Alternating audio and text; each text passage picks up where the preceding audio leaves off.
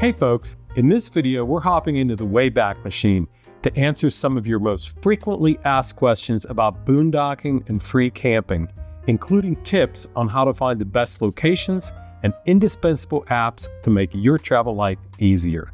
And as always, if you'd like to jump directly to any section, just use the chapter menu in the description. Yep. Ready? Let's go. Let's go. What do you think boondocking means? Boondocking to me means staying someplace for free, legally.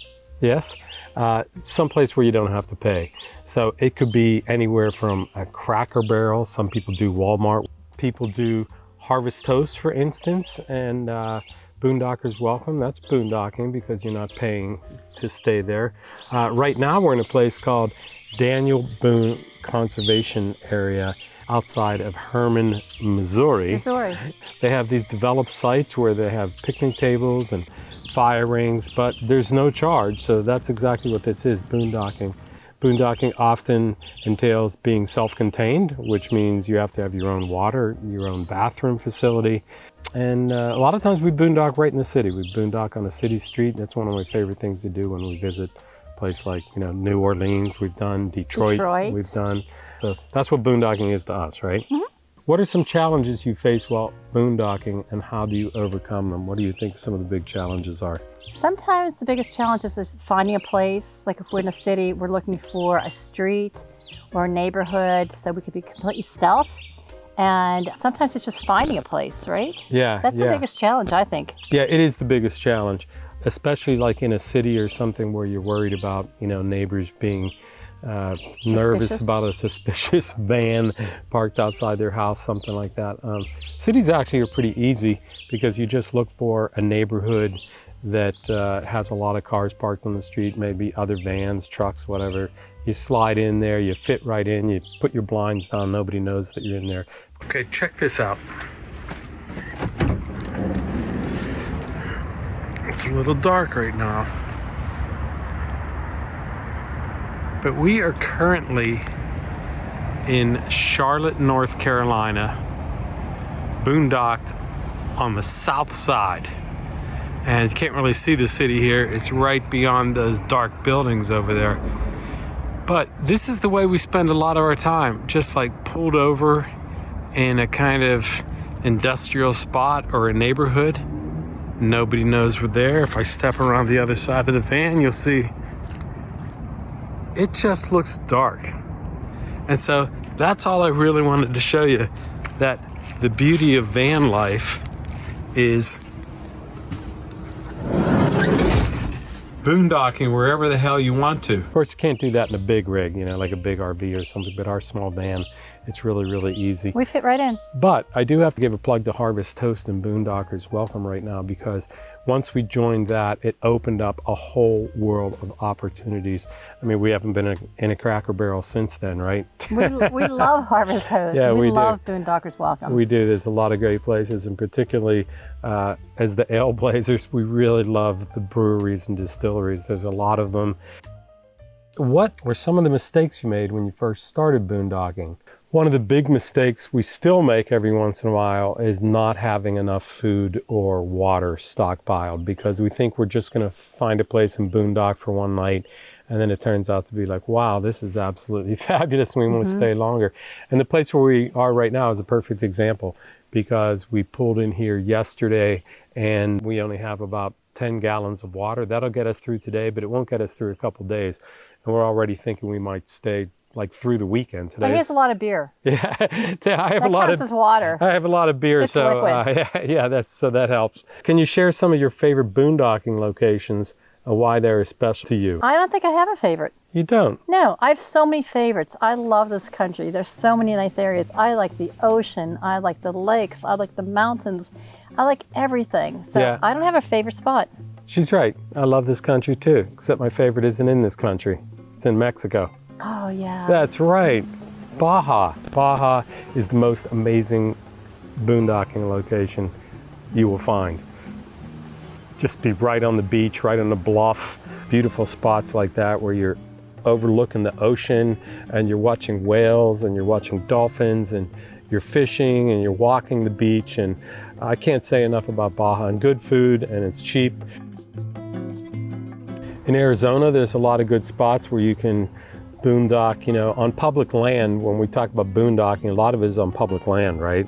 So it's BLM land, it's national forest land. Camping right on the edge of a canyon, camping on the edge of a beautiful lake in Arizona. We also love the Great Lakes region. So you're talking about Minnesota, Wisconsin, and especially Michigan, right? The UP, right? The Upper Peninsula. Just a marvelous place for boondocking and for camping. We've been there a lot. We really like it. We keep going back. And Colorado. I mean, all the western states are great. We haven't done the east too much. And probably the easiest state to boondock in is what?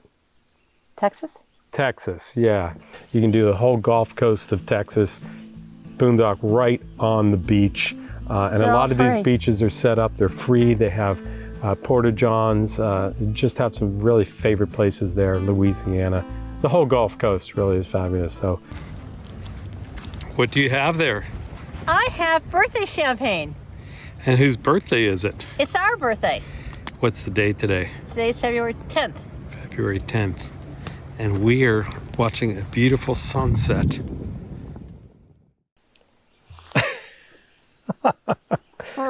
That's a woodland mustache. So the question is, what kind of RV setup do you have, and how do you manage your power, water, and waste? We have a 2019 Ram Promaster 1500, 136-inch wheelbase, totally self-converted, and we have 350 watts of solar on the roof with a solar charger in the back. The most indispensable thing I have, probably even more than the solar, is a DC to DC charger. It charges off of the alternator when you're driving down the road. I also have a shore charger that I think I've only ever used maybe once or twice. And what all of those systems are charging are two 100 amp hour LifePo batteries. And we have only ever run out of power once when we were in Michigan, where we were underneath trees for a couple of days, and it was also really cloudy, and we did not move. But if I just drive down the highway for like half an hour or so, a DC to DC charger will give me a pretty good charge on my batteries. As far as water, we have a 20-gallon water container that is built to fit over the wheel wells, and it's underneath our bed. We also carry a 7-gallon blue water container, the type that you buy at Walmart. And I have a 7-gallon PVC pipe on the roof. It's 10 feet long, 6 inches in diameter, painted black so it warms up. It doesn't warm up that well. We normally use it for washing and for showers, but yesterday, running out of water, I was able to take a hose from the top tank down to my bottom tank and fill my internal tank from the one on top, and that's the way I designed it to be. And as far as waste is concerned, we don't have a bathroom in our van, but what we have is the Home Depot bucket toilet, which I have modified. It's better. And made it easy, and you stick a bag in there like you would with a dog poop bag, You don't go number one in the toilet. And you just wrap it up and you toss it in the trash somewhere, in a place that is safe to toss that kind of stuff, If we have to bury waste out in the forest or something like that, sometimes you go out and dig a hole. We don't bury the paper. We just dig the hole, bury the waste, take the paper and either put it in the trash, or if you're having a campfire, you burn the paper. Because the paper really is the main problem out in nature, with people using it as their private bathroom, and then you see toilet paper everywhere. Toilet paper is thin, it's tissue. You would think it decomposes quickly. It doesn't. It sticks around for years. You see it all over the forest. So don't bury your paper, folks, because something's going to dig it up, or the wind is going to blow the dirt off of it, whatever. But that's how we deal with it. How do you stay safe while boondocking in remote areas?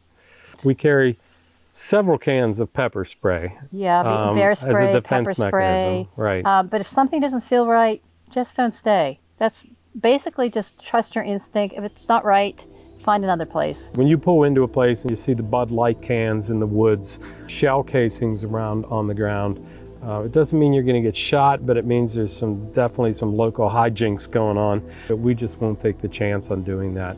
So it really is about keeping your wits about you. Right. You know, in all of the years that we have been boondocking, we have never had a problem, right? No.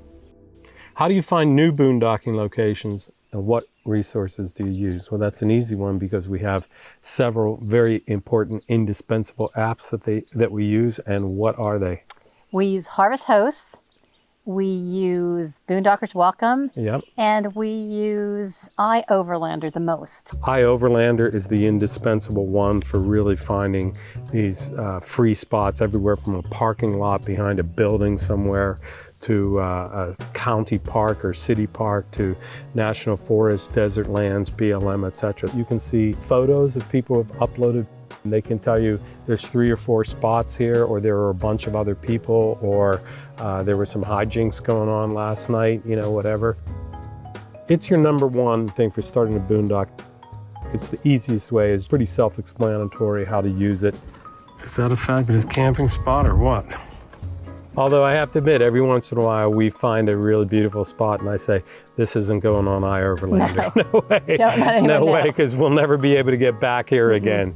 Google Maps is another really useful one where, say you're in National Forest, you're on BLM land, then you go to Google Maps and go to satellite view, and you can actually see little cul-de-sacs and parking spaces and stuff like that. I can think of a great spot that we found at the Mississippi headwaters where I just looked at like National Forest and I did satellite view and I followed this dirt road on the satellite view up to the end where there's this little turnaround and a cul-de-sac, and we drove up there and we're the only people there at the Mississippi headwaters, and that was just an absolutely beautiful site. And so we find places like that a lot using Google Maps. But Google Maps is absolutely horrible. It's the worst at identifying public lands. It won't tell you the boundaries of national forests, and certainly is not going to show you BLM land.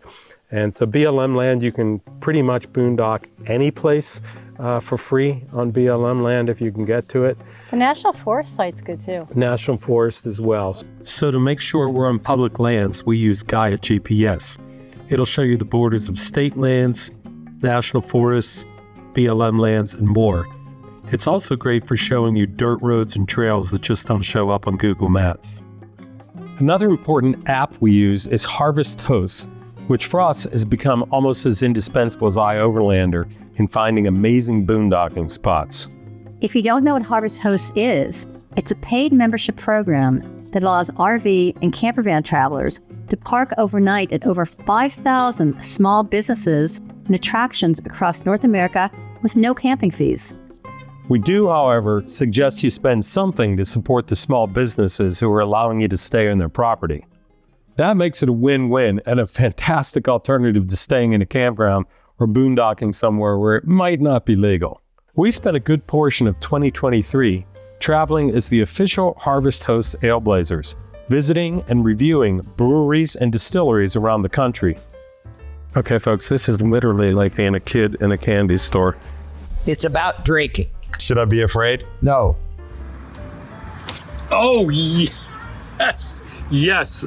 That, my friends, is one of the best beers in America. We stayed at over 30 different locations, and it was absolutely incredible. However, until recently, you were only supposed to stay at each host for 1 night. But now, a lot of the hosts offer up to 4 extra nights for a total of 5 nights. So instead of an overnight, you could turn your stay into a complete vacation for next to nothing. That's right. A staycation. For example, we were traveling the Oregon coast where there are very few places to legally boondock. And the campgrounds are really expensive. Oh, yes, they are. But there's an amazing Harvest Host in Tillamook called Blue Heron French Cheese Company, which allows members to stay for up to 5 nights for free. There's plenty of room for rigs of all sizes.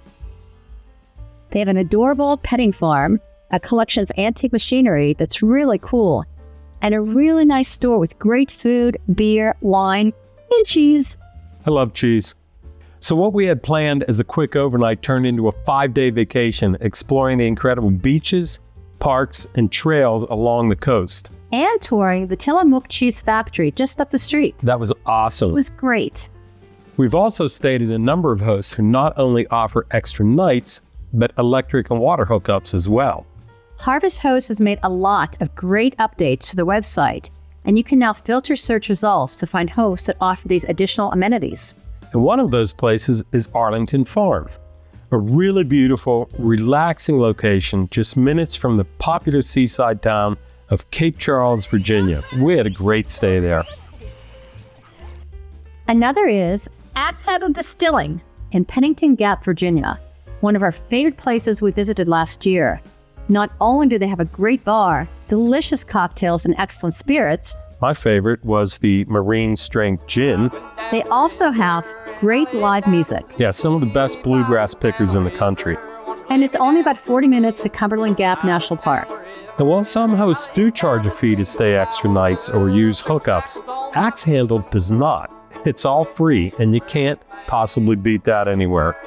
And by the way, the hosts that do charge for the extra amenities get to keep 100% of the proceeds, and that's another great way to support the business. Okay, so those are the indispensable apps that we use for van life. iOverlander, Google Maps, Gaia GPS, and Hoststo. And the final question is, what advice would you give to someone who's interested in trying boondocking for the first time? Number one piece of advice I would give someone is to download iOverlander, because that's going to help you to understand the places where other people have boondocked and what the situation is. The second thing is to be prepared. Bring enough to cook your own dinner. Make sure you have water. Make sure you have a place to go to a bathroom.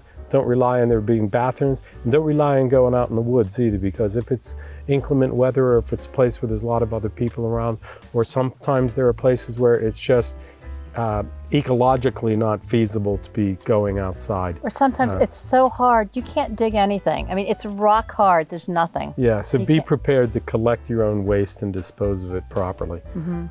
What advice would you give someone who's never boondocked before and said, hey, I want to boondock, what advice do you have for me? I'd say start out slowly. Go away for a weekend, a couple nights or something. Try it out, see how you feel about it. But once you start, you're going to love it. Yeah. You're going to really love it. Yeah, we do. We've been doing it for 40 years. 40 years. Yeah. Okay, folks, I hope you got what you needed, and we'll see you on the road. We'll see you on the road.